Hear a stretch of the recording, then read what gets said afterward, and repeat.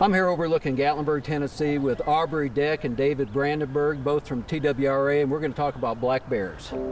Aubrey, David, thanks for being with us. Nice to be here. No problem. We know the number one thing that people want to see when they come to East Tennessee is a black bear, and we know there's a lot of them. Give us some history about the bears and what we've been dealing with the last several years. Well, right now, at this point in time in history, we've got more bears than we've had probably in the last 300 years. We've had record harvest in the last 2 years. And, but basically the factors that explain the number of bears that we have today is the obvious is the formation of the Cherokee National Forest and Great Smoky Mountain National Park. Also in the early 70s, we formed sanctuaries to protect breeding females. Also, we utilized Dr. Mike Pelton, his research at the University of Tennessee, and took his information and used it for management purposes.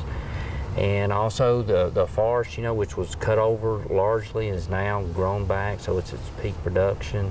And also, we would have never thought our bear population was this resilient. That is, it was able to withstand all the negative factors in the early days, such as habitat loss, unregulated hunting and trapping, poaching, all that. So, but more bears than we've had in the last 300 years. David, as far as numbers, about how many do we have and how do they move about? I know people ask that a lot. Well, as far as the numbers, we don't actually have a population estimate. Now the park does, and they estimate probably about 2,000 bears in the park.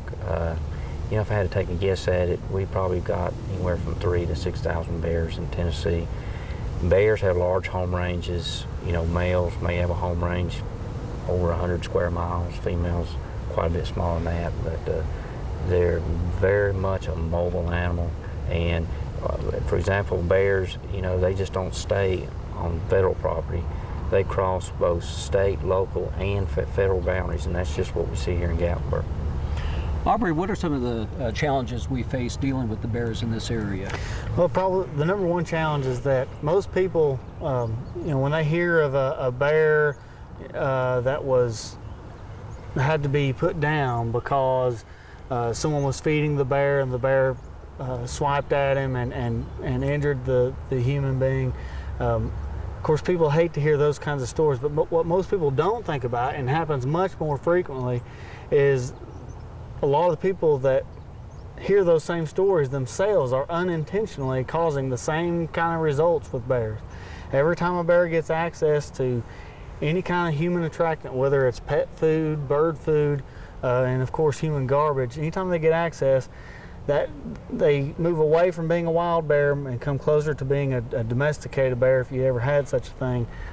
And at some point they pass that threshold where they can no longer be wild ever again. And one way or another, those bears eventually wind up dead, whether it's that they have to be put down in some examples, but most of the time they get hit by a car because they're used to coming into town and trying to get access to that food. What most people don't realize is that in a perfect world, if we were able to keep bears from getting access to any and all sources of human food, we would still see bears. It would just be different bears all the time instead of the same bear over and over and over. In that case, bears would stay wild, and it would be a win-win scenario for everyone.